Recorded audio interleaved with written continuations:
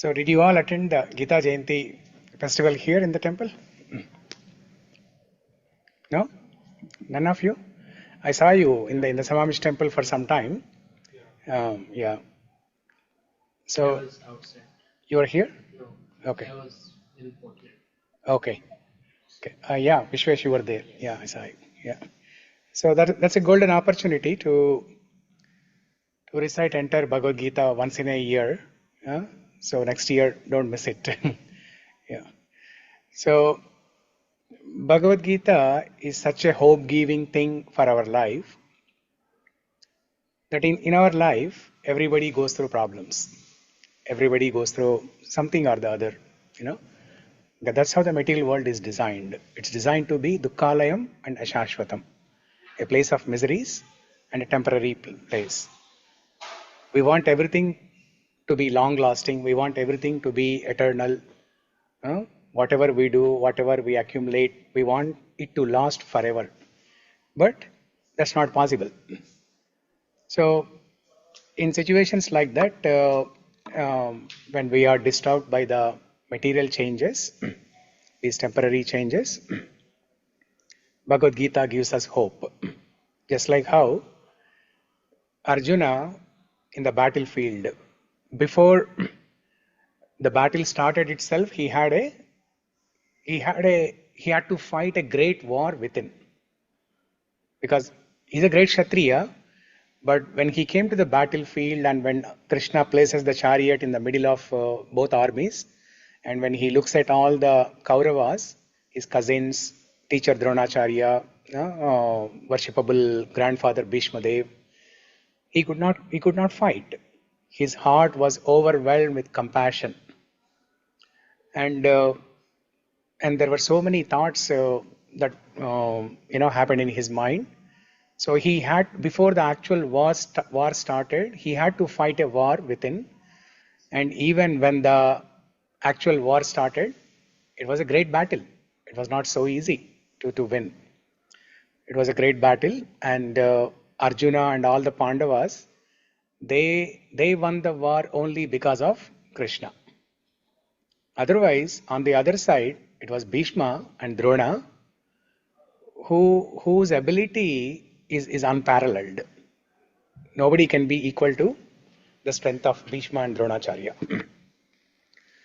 So, but Pandavas were able to win the war only because of Krishna. If we have Krishna on our side, no matter how difficult the situation is in our life, we will succeed.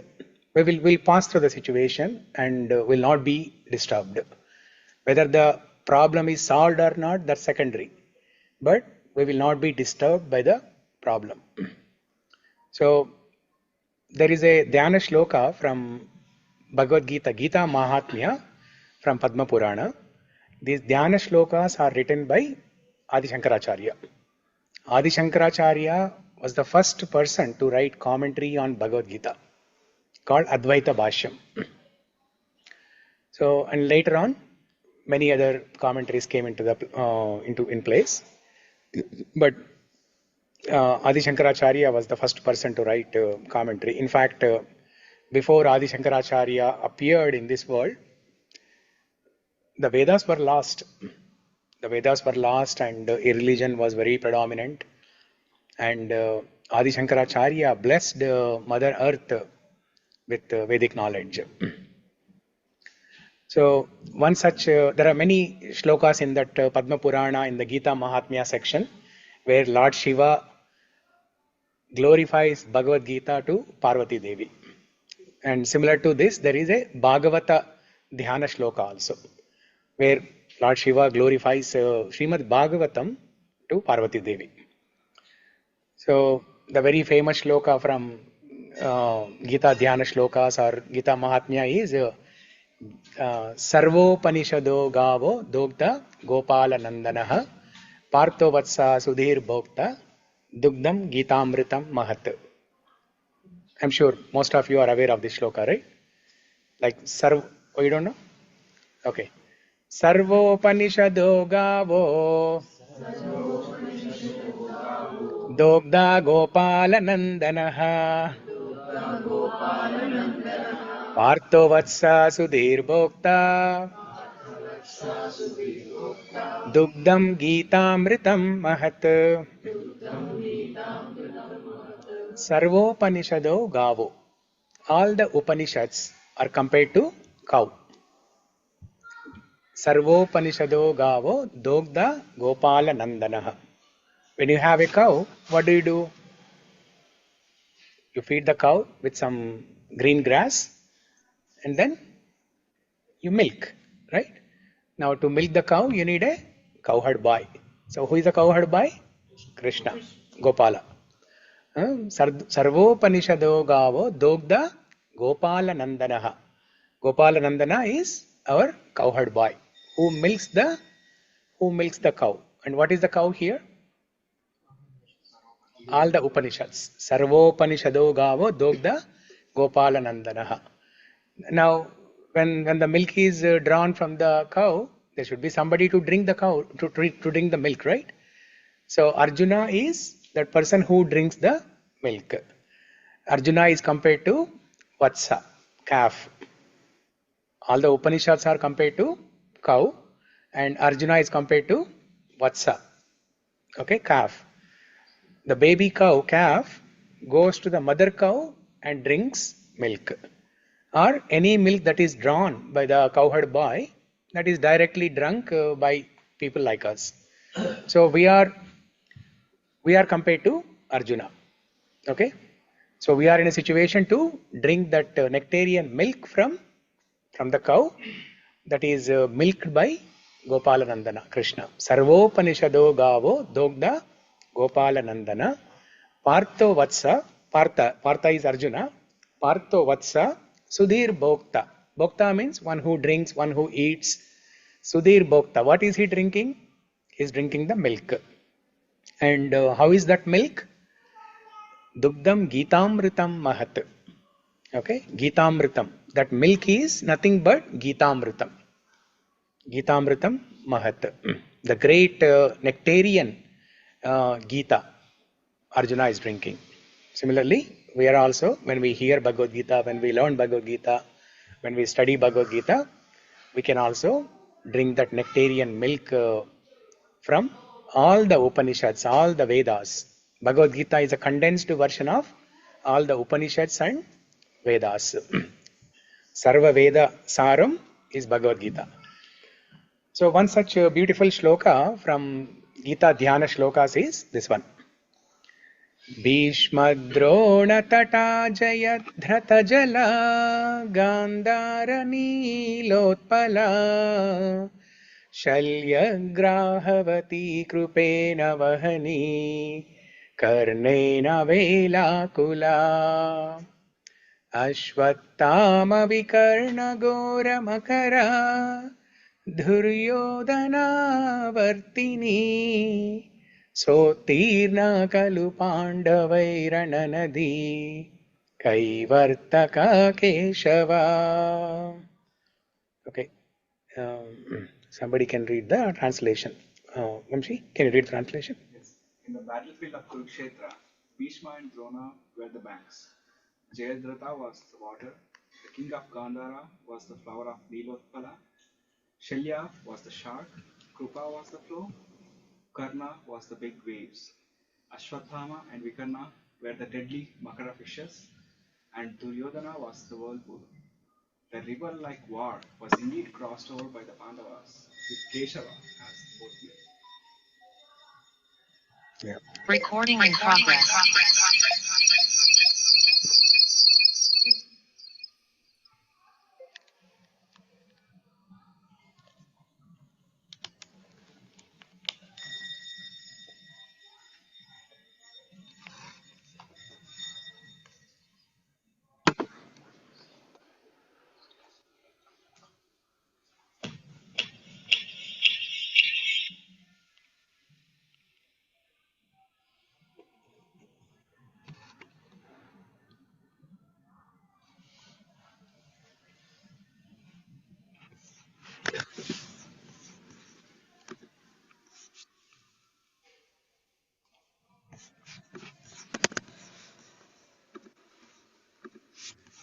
So here in this beautiful shloka, Adi Shankaracharya is calling Krishna with a beautiful name, Kaivartaka Keshava. In Bhagavad Gita we have seen Arjuna calling Krishna with different names, Achyuta, Govinda, Madhusudana, Madhava. What are the other names so far that we have read in chapter 1 and 2?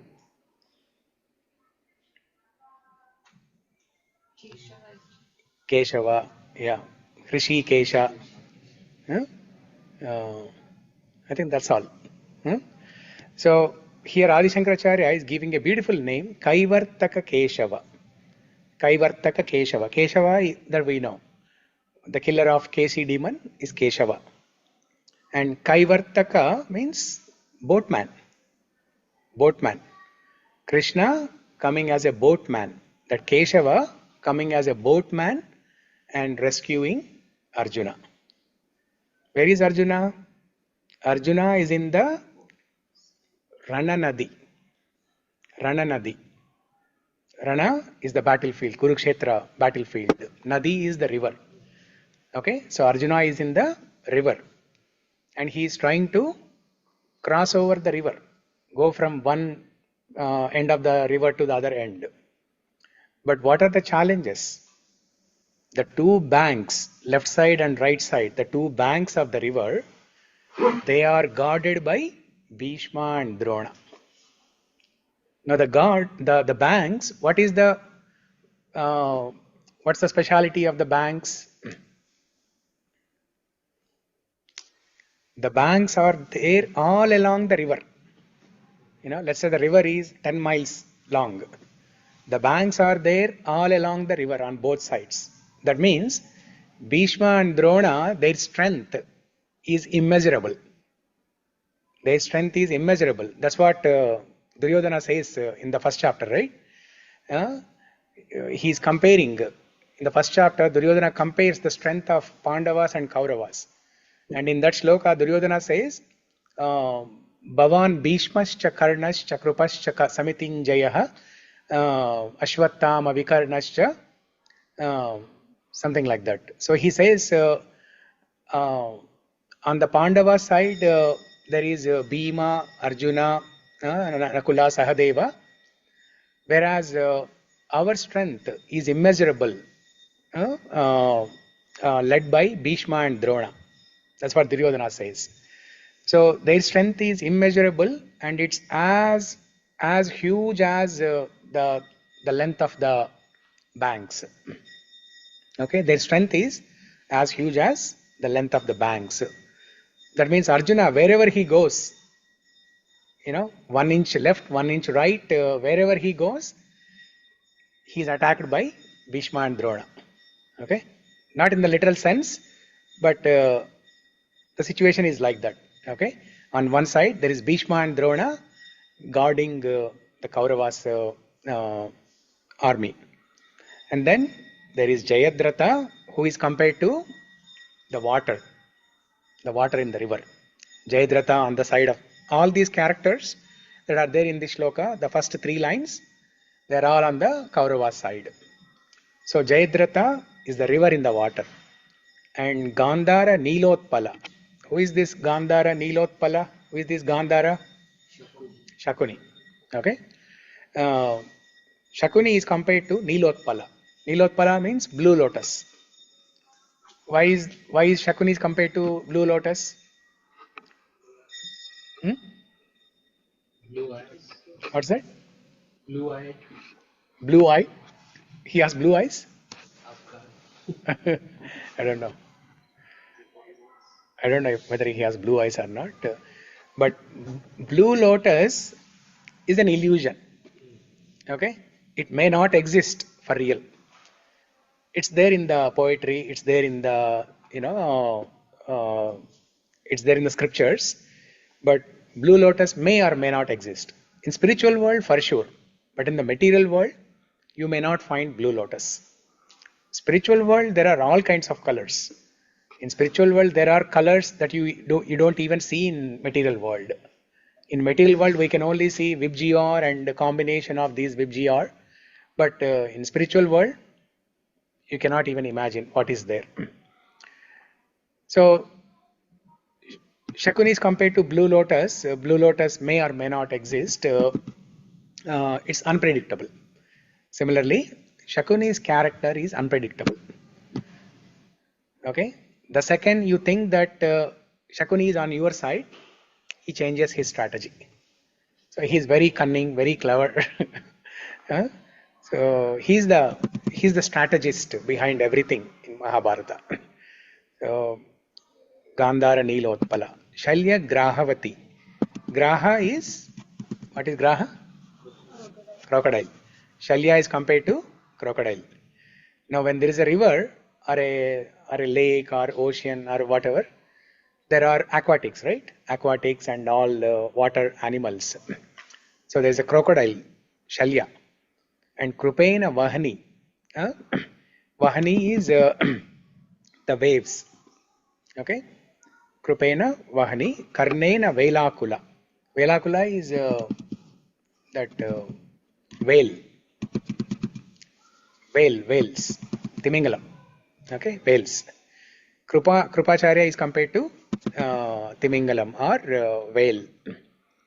And Ashwattama Vikarna. They are compared to Makara. Gora Makara. Makara is crocodile. No, Graha is crocodile. Makara is a fish. Yeah. But it's not an ordinary fish. It's a wild fish. Gora Makara. It's a wild fish. Very powerful wild fish. Okay. And Duryodhana Avartini. Duryodhana is the whirlpool. Duryodhana is the whirlpool. So in this difficult situation where the river water is Jayadratha and the two banks are Bhishma and Drona, Shalya is crocodile and Ashwattama, Vikarna are the wild fishes, Karna is a whale and Krupa is the wave. In this difficult situation, Arjuna and Pandavas, they have to cross the river. It's almost impossible. It's almost impossible. So, Tirna Kalu Pandavai Rananadi. Pandavas, so Tirna. So Tirna means they have crossed. They have succeeded. They have succeeded. They have succeeded in crossing the river very smoothly. How?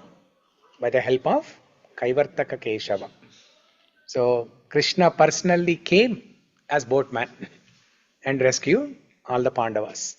Similarly, in our life, when there is a difficult situation, that situation is compared to Arjuna's situation, who is in the Rananadi trying to cross over the river. In that situation, if we sincerely pray to Krishna, Krishna will come. Sometimes he'll come personally, sometimes he will send one of his representatives. Okay, when he comes personally, he'll come as Kaivartaka Keshava, the boatman. Okay, so with that, I wanted to create a festive mood in your mind of Gita Jayanti, because you did not attend Gita Jayanti. So I wanted to create a festive mood. How beautiful Bhagavad Gita is, how beautiful these Dhyana Shlokams. The names itself are very beautiful. so with that, we'll move on to our discussion today. So today, we're going to discuss an interesting topic, art of working, from Bhagavad Gita, based on Krishna's teachings in 2.47, chapter 2, shloka number 47. So before this, what did Krishna teach to Arjuna? Until 2.46, what did Krishna teach?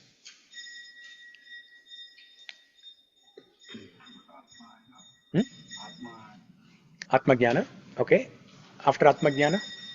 Atma Jnana ended at 2.30. From 2.30 to 46, those 15, 16 shlokas, what did he teach? You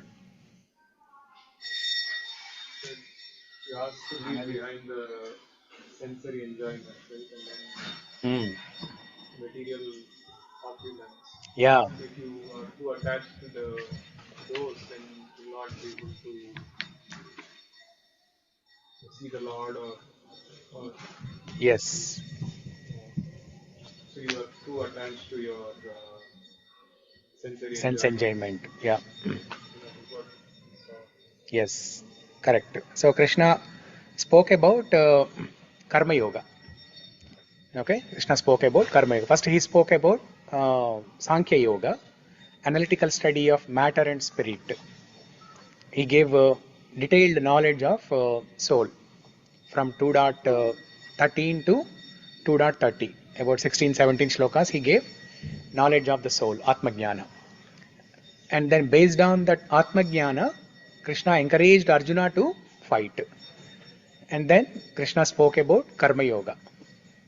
Because Atma Jnana is only theory. Knowing that I am not this body but I am the soul, that's only theory. So now we all know that theory. We all know that I am not the body but I am the soul. But are we acting on that platform? No, we are not acting on that platform. So in order to have that realization, because we don't have the soul realization, we don't have that self-realization. In order to get that vijnana, in order to get that wisdom or self-realization, we need to do work. We need to do work and make that work as a yoga. Karma yoga, that is karma yoga. Okay? Krishna gave knowledge of karma yoga. In that section, Krishna first said, "O Arjuna, you fight and win the kingdom and enjoy it." Krishna initially encouraged Arjuna to enjoy the material benefits. And then immediately Krishna said, but whether it is success or failure, victory or defeat, you should be equipoised and still fight. Okay? So like that, Krishna was building up the consciousness of Arjuna, bringing from Karma Yoga, which is on the lower side, and then Nishkama Karma Yoga, and so on. So the shloka before this 2.47, 2.46, Krishna said, Traigunya Vishaya Veda Nistraigunyo Bhavarjuna Nirdvandvo Nitya Sattvasto Niryoga Kshema Atmavan. In the material world, people are attracted to the flowery words of Vedas. The Vedas recommend various rituals and procedures to get material benefits. And people are attracted to the flowery language in the Vedas. You do this puja and you get this material benefit. The karma kanda rituals. So Krishna saying, Traigunya Vishaya Veda, Nistraigunyo Bhavarjuna. Go beyond these trigunas. Go beyond the flowery words of Vedas. Go beyond these trigunas, mode of goodness, passion and ignorance. And perform your work as a Nishkama karma. Okay, and then immediately he started 2.47. This is a very, very important shloka, famously quoted by most of the people of all kind, people from all spiritual organizations, people from all personality development organizations, everyone, almost everyone quotes this shloka. And this is the most misunderstood shloka by everyone. This is the most misinterpreted, misunderstood, misquoted. They quote this shloka in the wrong context. So, in India, if you ask anybody, what is Bhagavad Gita? What will they say? What will they say? Huh? That if you read Bhagavad Gita, you'll know how to handle different situations in life. Okay. And that's what I'm for. Yeah, like a manual, right? Like a life manual. It helps you handle situations in your life. What else? it's a conversation between Arjuna and Krishna. I mean, we have it in school also. Yeah. 6th standard, 11th, 12th. Yeah. Don't, yeah, so it is seen as conversation sometimes, Mm. or you can say teachings. Yeah. With regards to karma, what do they say in India? Karma, Hmm? do the karma and do not worry about it. कर्म करो और फल की चिंता मत करो, right? कर्म करो और फल की चिंता मत करो. That's what they say. Do your duty and forget about the results. And they say this is Bhagavad Gita. This is the essence of Bhagavad Gita. This is the teaching of Krishna in Bhagavad Gita. This is only one part, but this is not the essential message of Bhagavad Gita, or this is not the conclusion of Bhagavad Gita. And Bhagavad Gita does not only talk about karma. It talks much more beyond karma. Okay? So before we understand what is Bhagavad Gita, it is important to know what Bhagavad Gita is not. Okay? Then we know what are the mistakes that people are doing in the society, how they are misinterpreting Bhagavad Gita. So next time when we hear that, we'll be cautious. We'll stay away from such people. So let's see. कर्मण्येवाधिकारस्ते मा फलेषु कदाचन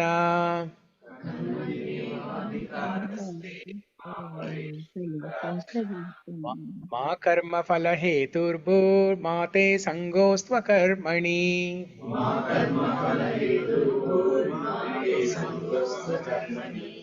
Okay. So, Vamshi, can you recite? Meaning? No, shloka. कर्मण्येवाधिकारस्ते मा फलेषु कदाचन. कर्मण्येवाधिकारस्ते मा फलेषु कदाचन. मा कर्मफलहेतुर्भूर्मा ते सङ्गोऽस्त्वकर्मणि. मा कर्मफलहेतुर्भूर्मा ते सङ्गोऽस्त्वकर्मणि. You, Prabhu? कर्मण्येवाधिकारस्ते मा फलेषु कदाचन. कर्मण्येवाधिकारस्ते मा फलेषु कदाचन. मा कर्मफलहेतुर्भूर्मा ते सङ्गस्त्वकर्मणि. मा कर्मफलहेतुर्भूर्मा ते सङ्गोऽस्त्वकर्मणि. Shamla? कर्मण्येवाधिकारस्ते मा फलेषु कदाचन. कर्मण्येवाधिकारस्ते मा फलेषु कदाचन. मा कर्मफलहेतुर्भूर्मा ते सङ्गोऽस्त्वकर्मणि. मा कर्मफलहेतुर्भूर्मा ते सङ्गोऽस्त्वकर्मणि. Okay. Srinivas, can you read the translation? You have a right to perform your prescribed duty, but you are not entitled to the fruits of action.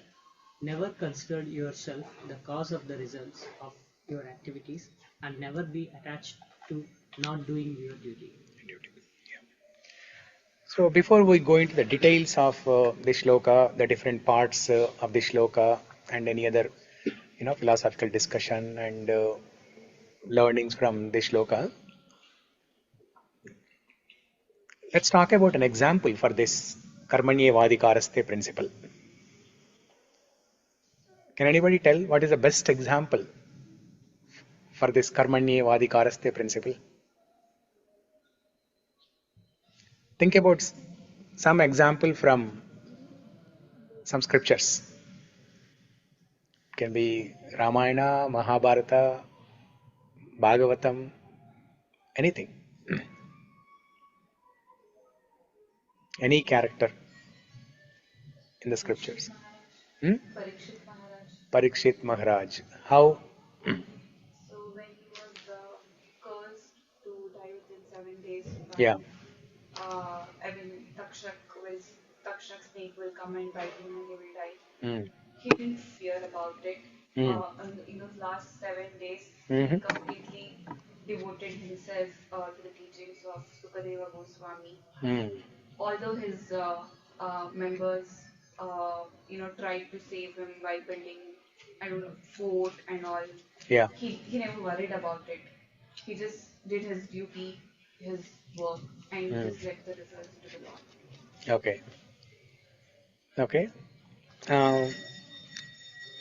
Parikshit Maharaj example is much more beyond than this Nishkama karma concept.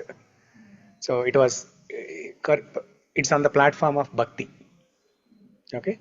Bhakti is almost same as Nishkama karma is almost same as bhakti, but there is some slight difference. So, and also he did not do any action, right? He just listened. 7 days he sat in front of Sukadeva Goswami and listened to Srimad Bhagavatam. So there was no action. So think about any character, any incident from the scriptures where there is action. In Ramayana, the character of Ram is Character of Ram itself. Okay. because whatever the dharma, his duty has to be done. Yeah. He follow the duty only. Mm-hmm. And even if he's God, but in the Ram avatar, he is in the Purushottam personality, so he definitely never express himself as God, Yeah.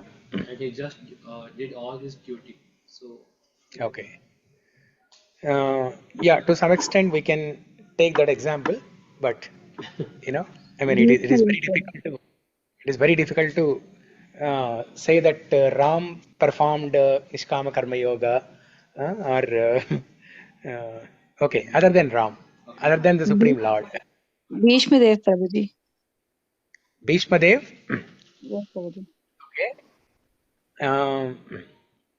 He was fighting in the war, but he was not involved in the cause or the result. He was just doing his duty as a karma for his vows to the kingdom, for the people. Okay. Okay. Bhishma Dev.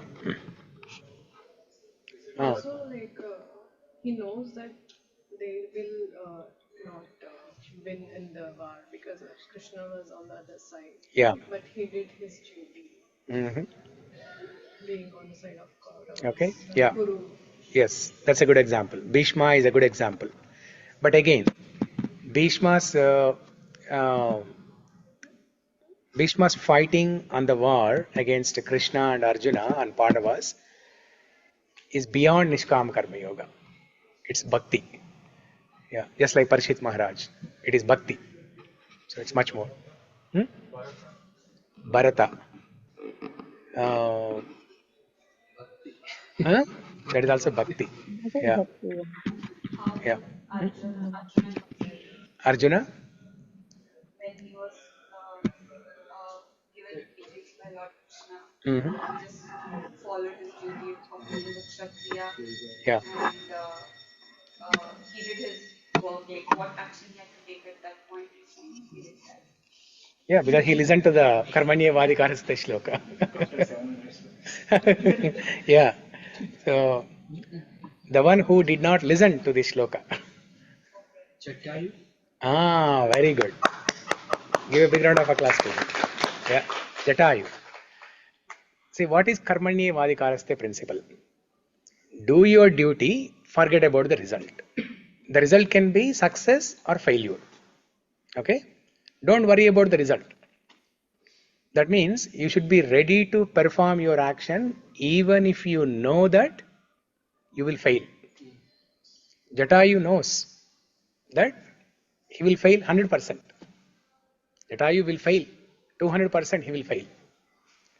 Because his strength compared to Ravana's strength is nothing. So he knows that he will fail, but still he performed his action, not giving any consideration to the results.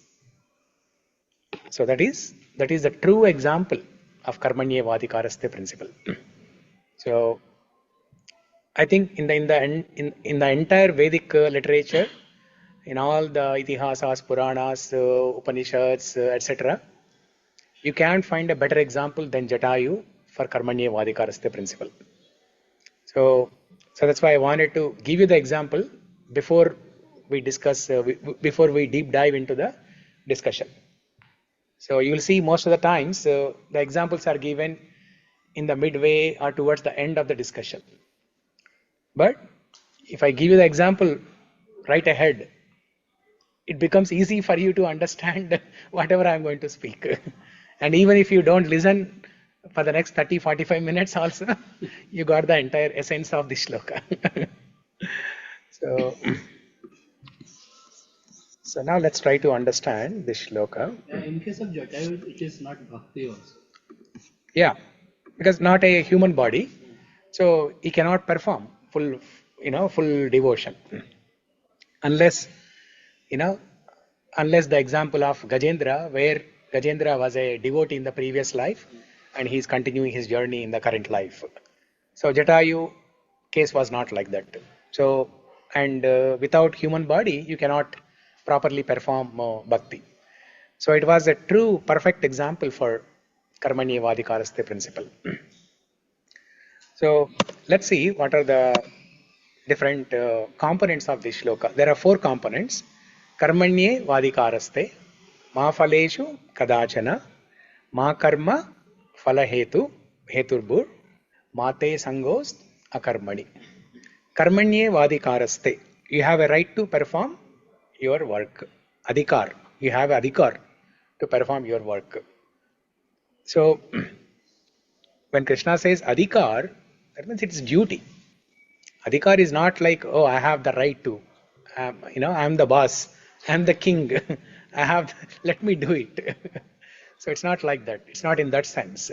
When Krishna uses the word adhikar, that means you have a duty. You have a responsibility to perform this work.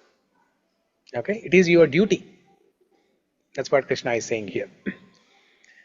Ma phaleṣu kadācana. You have no right on the results. In Sanskrit, ma means not, negation. Not. Okay? Ma phaleṣu kadācana. Kadācana means never. Never. Never. You never have right on your results. You are never entitled to the results of your action. You are never entitled to the results of your action. Ma phaleṣu kadācana. You have no right on the results. Ma karma phala heturbur. You are not the cause of your work. Don't consider yourself the doer. Don't consider yourself the cause of the work. Mate, now we'll discuss each of these things in detail. Okay. The last one is mate sangost akarmani. Now when Krishna is saying do your duty but forget about the results, then why should I even work? People may say that, right? Then that's why Krishna is saying in the last, he's saying mate sangost akarmani. Do not be attached to not doing your duty.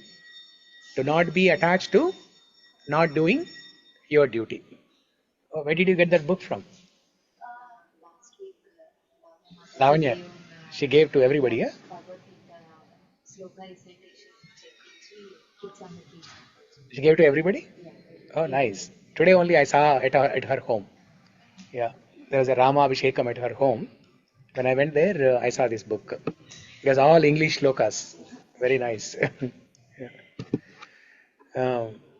Mate sangost vakarmani. Never be attached to not doing your duty. Okay? These are the 4. So, can somebody read these 4? Vishwesh, can you read the English? No, actually read Sanskrit and English both. The 4 components of the shlokas. Karmaṇy vādhikāraste. You have a right to perform work. Ma phaleṣu kadācana. You have no right on the results. Ma karma phala heturbur. You are not the cause of the work. Mate sango stva akarmani.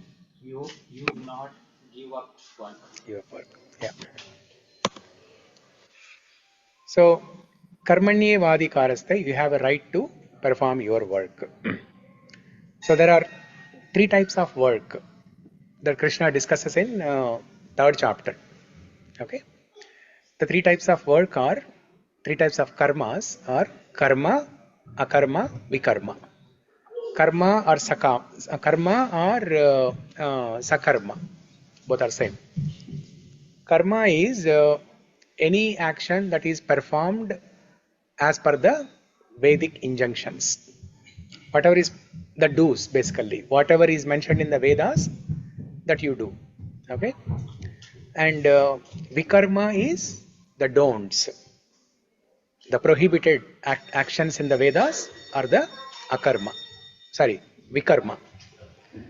So, in other words, karma is the good work and vikarma is the bad work. Result of good work is you'll get punya karma so that you can enjoy the results. You will have a comfortable life. Result of vikarma is you will incur sinful reactions and you will suffer. Okay? And there is third type of karma, that is called akarma. Akarma is that karma or that action that has no reaction. The karma and vikarma, they have reaction. Karma, which is a good work, that has good reaction. And vikarma, which is a bad work, it has a sinful reaction. Our goal is to perform that type of work that has no reaction. That is akarma. So any devotional activity is considered as akarma. Okay? Like we are all sitting here and studying Bhagavad Gita. This is akarma. It has no reaction. Neither good nor bad. Neither good nor bad. Some people say that it's a misconception in the society that in order to get mukti or liberation, we need to have our balance account tallied on both good karma side and bad karma side. Okay? And both should be zero. At the end of the life, they both should be zero. Is it possible? Is it possible to have like that? No. By the time you perform one good karma, you will be performing thousands of bad karmas. By the time you perform one bad karma, you will perform few other good karmas. So it's not possible to tally, these two things on both sides. That's why we have to perform what is called akarma, that has no reaction. When we perform akarma, which is nothing but bhakti, devotional service, then we don't even have to consider how many points I have on the good karma side, how many points I have on the bad karma side. That is Krishna's headache. If you simply focus on akarma, devotion, your good karma, bad karma, that is Krishna's headache. He will take care of it. Okay? So, and whenever we are doing this karma or sakarma, we have to do our best. We have to do our best. So doing our best means what? That is the first principle of this karmaṇy evādhikāras shloka. You have a right to perform your work. And in the second part, when Krishna says, but you are not entitled to the results of your action.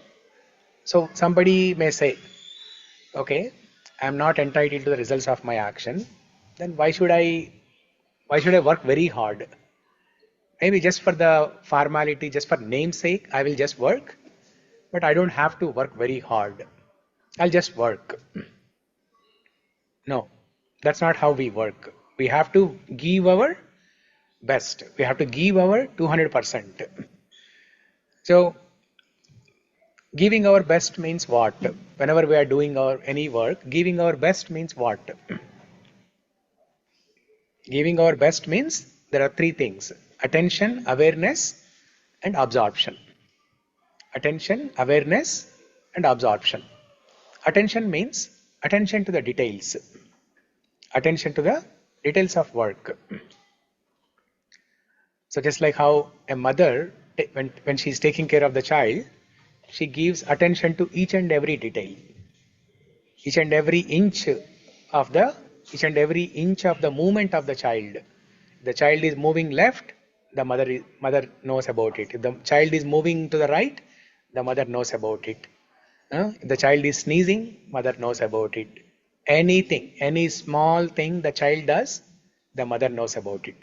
So attention to the details. Okay? And awareness. Awareness means we need to become aware of. We need to understand why we are doing that work actually. You need to know why you are doing what you are doing. There are two ways of doing work, right? You can do work without knowing why you are doing that work. But that's not the best way of working. So if you know why you are doing what you are doing, then you will understand the spirit behind that work, and you will appreciate, you will get the utmost benefit from your work. So I'll give an example. There was a construction site, and 3 workers are working on the construction site. And a passerby, he happens to see this construction site and the 3 workers working there. So he stops by and asks the first worker, what are you doing here? What are you building? What are you working on? And he says, I don't know. I'm just, I'm just a daily labor. My job is just to carry the sand from one place to another place and dump it there. That's all. I don't even know anything beyond that. Then he goes to the second person and asks the same question. What are they building here? What are you doing here? What type of work is it? Second person says, all I know is they're building some huge building. That's all I know. Beyond that, I don't know anything. Then he goes to the third worker and asks, what are they building and what are you working on?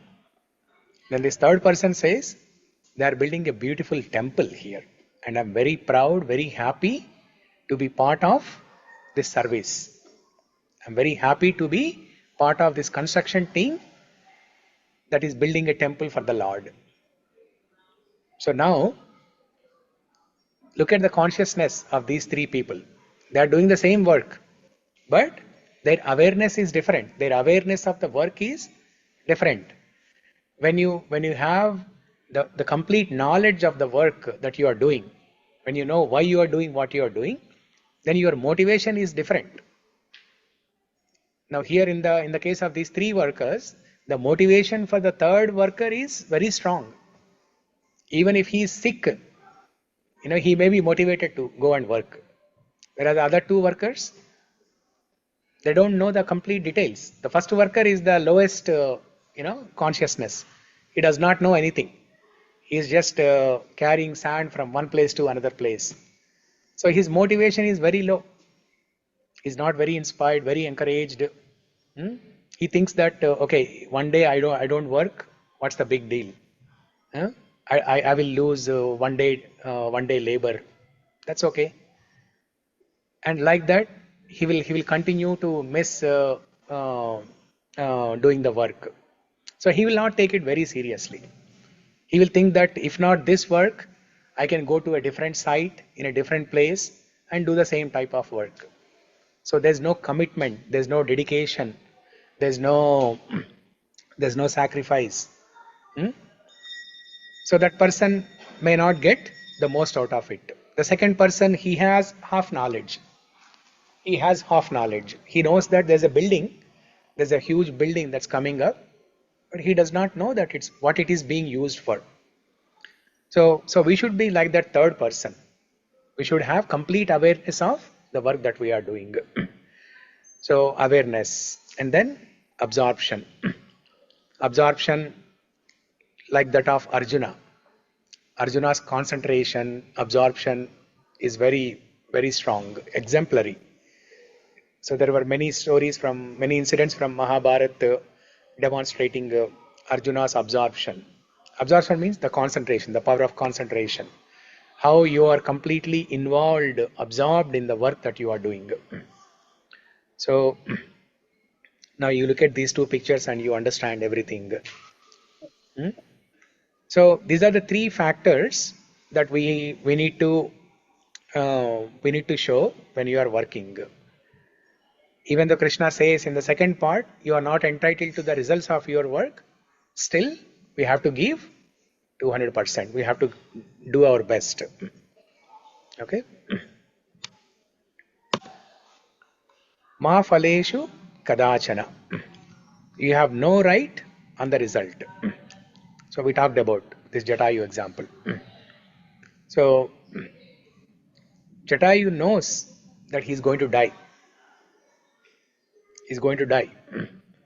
He's going to die, and he's going to leave the body before Lord Rama comes and appreciates him. Actually, he does not even care about that appreciation. He does not even care about the appreciation. So he's not even waiting, he's not even thinking that, oh, will Lord Rama come before I die and appreciate me, congratulate me? No, he's not even thinking about that. He's not even considering the result. First of all, he is Shabari for karmaṇy evādhikāras principle. No, Shabari is his bhakti. Yeah.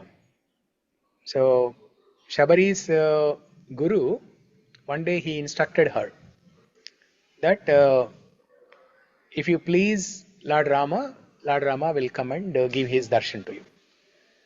And then the guru said, if you worship Lord Rama with Ananya Bhakti, one day he will definitely come and give his darshan. So Shabari continued to perform bhakti, and she waited for Lord Rama every day. Every single day she used to think that Lord Rama will come that day. And she used to decorate the front yard of the house very nicely, and then she used to get the berries from the trees and keep them ready. So it is bhakti, unalloyed bhakti. Okay, that's beyond karmaṇy evādhikāras. So ma phaleṣu kadācana. So Jatayu was not considering the good outcome of his work. He's not considering appreciation or anything, reward or anything. Not only that, but he's ready to lose his life while performing the work. He's ready to lose his life while performing the work. So this is 100%. Fighting with Ravana, 100%, to the best of his ability. To the best of his ability. And Jatayu knows that even if he fights to the best of his ability, he will die. Still, he fought. So there cannot be any better example than Jatayu for karmaṇy evādhikāras principle. So you have no right on the result. But what happened when Lord Rama came to the site where Jatayu left the body? Lord Rama himself felt very emotional, and he personally performed the Antyeshti. So in the history of Puranas and entire Vedic literature, Puranas, Itihasas, all the entire Vedic literature, there were very few glorious departures of devotees, like Bhishma Dev. Bhishma Dev's departure is very glorious. He left the body right in front of Krishna Bhagavan by reciting Bhishma Stuti, by reciting Vishnu Sahasranama, all these things. Such a glorious departure. Krishna was there right in front. Okay, and then there were very few other examples like this, like Bhishma Dev. So Jatayu's departure is also one such glorious departure. So even though he left the body before Lord Rama came, but Lord Rama personally did Antyeshti for Jatayu. So this is what happens when we work without giving attention to the results, without giving consideration to the results, but still giving our best while doing that work, we will definitely get rewarded. We will definitely get rewarded. We don't even have to worry whether I will succeed or fail. You don't have to hurry. Even if we fail, it is a success. Just like the Jatayu example. It's a learning. Yeah, it's a learning, and you will not be disturbed by the failure. You will not be disturbed by the failure. If you work in this mode, that my duty is just to work, and when I'm working, I have to give 100%. The result, I don't know. That's not in my hands. I'm not worried about the result. If you work in that mode, then you are not disturbed. Even if there is a failure, you are not disturbed. And that will be a learning which you can use for future attempts. Ma phaleṣu kadācana. Ma karma phala heturbhur. You are not the cause of your work. Don't consider yourself the doer. Don't consider yourself the doer. So the biggest problem with us in the material world is, what's the time? Your class is done already, Pranusha? Done? What's the time? 6:50? Okay. We'll have another 5-10 minutes. Yeah. Hare Krishna. The problem with us in the material world is we have some impurities. What are the impurities that we have? We have mentality of doership, controllership, and enjoyership. We think we are the doer. We think we can control things. We think we can control everything. And we think we are the enjoyer. We think we are the only enjoyer. Because I am working hard, I am the only enjoyer. So these are the three impurities that we have in our mind with regards to work. What are the three impurities? Doership, controllership, enjoyership. Okay? There are other things also. Proprietorship. We think we are the owner. Huh? There are beautiful flowers in the garden. Are we the owner? Just because you planted the seed, and just because you water, are we the owner? Did we write a Anna Bhavana? Yeah.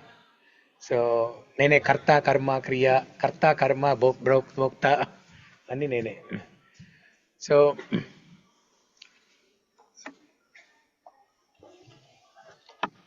we did not create anything. We did not create anything. This body is not created by us. The air that we are inhaling is not us. The sunlight that we are seeing, not created by any human beings. The food that we are eating, it's not produced by us.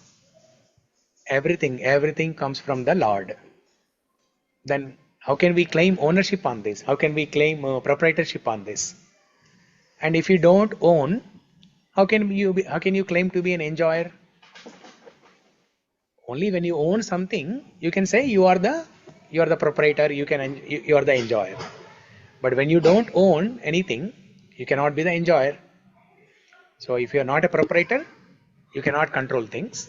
And if you cannot own, if you cannot control, you cannot enjoy. So, but this is our mentality. The mentality is we have this doership mentality, proprietorship mentality, controllership mentality, enjoyership mentality. And this is our original disease. How many of you know why we are in the material world? Why we are here? Okay, one person. Sneha knows. Yeah. We asked for it. We might have asked for it. Oh, we might have asked to be in the material world. You are partially correct. Yeah. Anyone else? Anyone online? Huh? We ask for material benefits. Okay. Like when we are serving God in the Golaka, we think that why every day we are serving, some people can serve us also. Yeah. If we get a thought, we drain into the material world. Yeah. So initially we were all in the spiritual world. But some souls, like all of us, we got a desire. Every day, we were seeing Krishna and we were seeing everybody serving Krishna. And we were thinking, why everybody has to serve Krishna? Why can't they serve me? And why should I serve Krishna? Why can't I become God? Then everybody can serve me.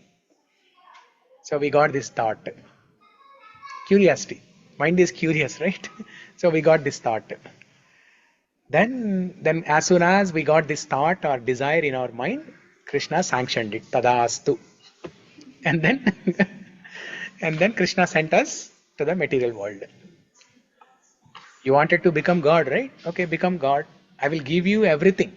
I'll give you all the infrastructure, the tools and techniques, the books, the book on how to become God in 30 days. I'll give that also. And I'll give a teacher how to teach how to become God in 30 days. Yeah? I'll give you everything. Yeah? I'll give you the people also who can worship you. So see if you can become God. So God sent us like that, and He provided everything. He provided everything that we are enjoying. He provided.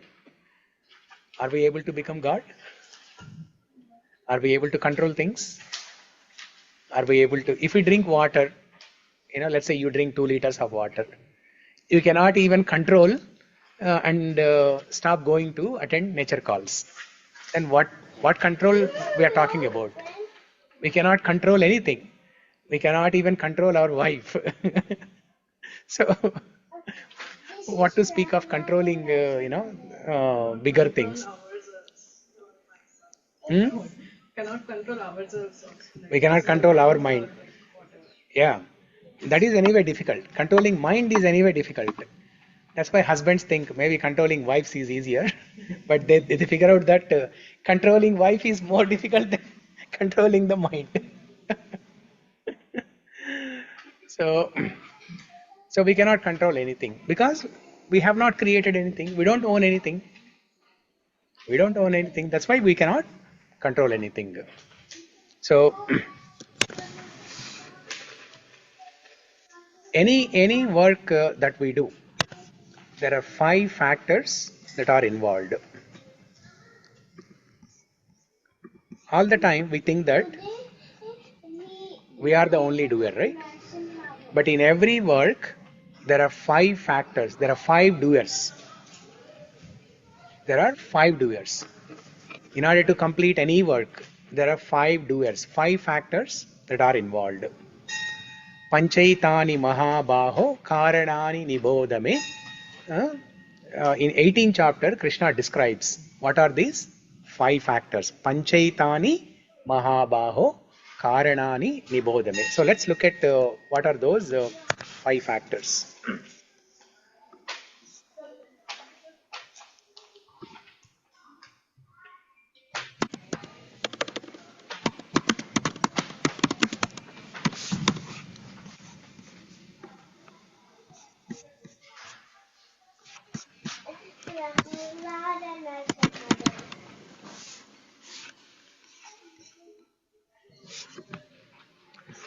So these are the 2 shlokas where Krishna says, chapter 18, 13 and 14 shlokas. Panchaitani mahabaho karanani nibodame sankhe krutante proktani siddhaye sarva karmanam. O mighty armed Arjuna, according to the Vedanta, there are 5 causes for the accomplishment of all action. Now learn of these from me. So let's see what are these 5 factors or 5 doers. In 18 or 14, Krishna says, Adhishtanam tata karta karanam cha pritak vidham vividascha pritak cheshta dhaivam chaivatra panchamam. What are these 5 factors? The place of action, body, the performer, the various senses, the many different kinds of endeavor, ultimately the super soul. These are the 5 factors of action. This is at a detailed level, but at a high level, there are 3 factors. To perform any action, there are 3 factors, or there are 3 doers. Who are the 3 doers? The person who is desiring to do an action, because before the action takes place, we desire. First we desire, and then the action takes place. So the person who is desiring, okay, that is doer number 1. Doer number 2 is the Prakriti. Prakriti means the material nature, the 3 modes of material nature, and then the material body that we have, this is all Prakriti. Because in order to perform any action, even if you desire to perform an action, you need to have proper facility. You need to have proper body, and your body should be in good health to be able to do that action. Okay? So this is all Prakriti, the body, the three modes of material nature. This is all considered as Prakriti. Prakriti is the doer number 2. Who is the doer number 3? Paramatma, Super Soul. Super Soul has to sanction. If you simply desire to do something, it does not happen. Paramatma has to sanction. Only then it will happen. Not a blade of grass will move without the will of God. That is Paramatma. Paramatma sanction. Without Paramatma sanction, nothing will happen. At a high level, these are the 3 doers. But if you go into deep, these are the 5 factors: the place of action, the body, the performer, the various senses, the many different kinds of endeavor, and ultimately the super soul. That means we are not the solo worker here. We are not the only doer. Even to just raise my hand, these 5 factors are involved. And if the devatas, if the demigods are not pleased with you, they are not happy with you, then they will not give you the proper material facility, the material body. They'll not give you good health, and you will not be able to lift the hand like this. So let's say the devatas, they have given you good body, and your body is in good condition, good health, everything is fine. But if super soul does not give permission, you cannot. Let's say your body is in 100% good health, and you want to lift your hand, but if Paramatma does not give permission, you cannot. You think everything is fine, but I am not able to raise my hand. Why? Because Paramatma has not given the sanction. So these 5 factors are involved in every work that we do. And if we claim that I am the only doer, that's a foolish thing. Like in a team, everybody does their contribution. And claiming to be the only sole worker is a foolish thing. So it's just like in a teamwork, when everybody does little contribution, and then that's how things get done. Similarly, all these 5 factors together, when they are done, only then the action will take place. So that's why Krishna is saying, Mate phala ma phala hetur bur. Never consider yourself the doer. Ma karma phala hetur bur. Never consider yourself the doer of the work. Mate sangos tvakarmaṇy. Avoid false renunciation. Become an instrument as per God's will. You do not give up the work. Now when Krishna said the previous 3 things, what are the previous 3 things? Do your duty. You are not entitled to the results of your action. Don't consider you are the worker. Don't consider you are the doer. Then one may say, if I am not getting a reward, if I am not getting the recognition, I did this work, and if people are not giving me the recognition, appreciation, then why should I even work? So this mentality we'll see even in bhakti also. In the initial stage, we'll see when we are doing some service in the temples, we will have this mentality in the beginning. But slowly, that mentality will be purified, and we will not aspire for appreciation, recognition, reward for our service. So that's why Krishna is saying, whether you get rewarded or not, whether you succeed or fail, don't be attached from not doing your work. Krishna is putting in a very interesting way. Don't be attached to not doing your work. Don't give up your work. Simple words. Don't give up your work. Okay? So we will discuss more in the next class. There's a lot to discuss on this one shloka. We just discussed at a high level what are the 4 components of the shloka. We'll discuss more details and what are the practical lessons for us, how to implement this in our day-to-day life, and any other examples we can discuss next week. Okay? Before we wrap up, any quick questions, comments, reflections? Prabhuji, we can reflect on prescribed duties. We can? In the next class, prescribed duties, like we say prescribed. You want me to duties. discuss on the prescribed duties? Okay.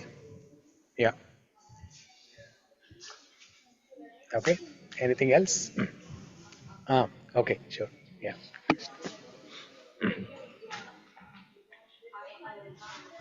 Hmm? So as the shloka says that we have the right to perform the duty and don't expect a result. Yeah. So what few people say is, so we have the right to perform the duty, and they say, I can do anything. I don't expect the result. So they even consider doing the wrong things is also a duty. It's okay to do anything, and to just not expect any result. So, how, what can we tell them about this? Like, it's mostly the same question what Prabhu asked. So how to tell them that, okay, this is the right thing to do, and this is the wrong thing. Yeah. Yeah. So just like for Arjuna was ready to quit the war, and he was even ready to leave on begging. He was even ready to leave on begging. That's a wrong thing, right? So according to Arjuna, it's the correct thing. But as per the Kshatriya Dharma, the right thing to do is to fight. To fight. But Arjuna was saying, I'm ready to leave on begging. I don't want to do this war, but I am ready to leave on begging. That's a wrong thing. Then Krishna, in the second chapter, he gave a detailed explanation. What happens when you do the wrong thing? So even if somebody takes this karmaṇy evādhikāras principle in a wrong way, and they perform a wrong action, saying that I don't even consider the result of my action, but I'm doing the wrong thing. I'll do the sinful thing. I don't consider the result of my action, because that's what Krishna said, right? No, whatever Krishna is saying, it is for sakama karmas, not for vikarmas. Vikarma we should not even do at all. Vikarma we should not even do at all. Anything that is prohibited in the Vedas, we should not even do at all. Now forget about applying karmaṇy evādhikāras principle on top of that. So first of all, doing vikarma, a sinful action, is itself is wrong, and applying karmaṇy evādhikāras principle on top of that is the ultimate fool number one. Yeah. So that's what you should say. If somebody is saying, I'm doing a wrong thing, but I'm not considering the result of my action, you should tell them that first of all you should not even do wrong thing. Yeah. And whether they are considering the result or not, Krishna will reward them with with the reactions of it. Yeah. Is it even possible to do vikarma and apply this principle like karmaṇy? No. Vikarma would have some selfish motive. If someone is doing vikarma, it could be materialistic or doing egoistic thing. So I think like it would not be even possible to apply this principle while doing vikarma. No, they can apply this principle. Do your work and don't worry about the results of your work. It's very encouraging for those people who are doing vikarma. It's very encouraging. So in Hindi we call this as karm karo phal ki ichha mat. With vikarma there will always be some desire for fruit out of that vikarma. Yeah. either be materialistic or false ego or any there will be a desire for doing vikarma. It's a sinful reaction. When you are doing vikarma is bad work. The result of bad work is sinful reaction. It's a sinful reaction. Yeah. So all these principles that Krishna gave, karmaṇy evādhikāras, all these things are for good work, the sakama karma, not for vikarma. First of all, doing vikarma itself is wrong thing. Okay? Hare Krishna, Guruji. Hare Krishna. 7:11. We'll pause here. Even I have to go to Samamish temple for there's a program that I'm organizing there, so I have to leave now. Okay? Thank you. Mangalam Kosale Mahaniya Gunatmane Chakravarti Tanujaya Sarvabhaumaya Mangalam.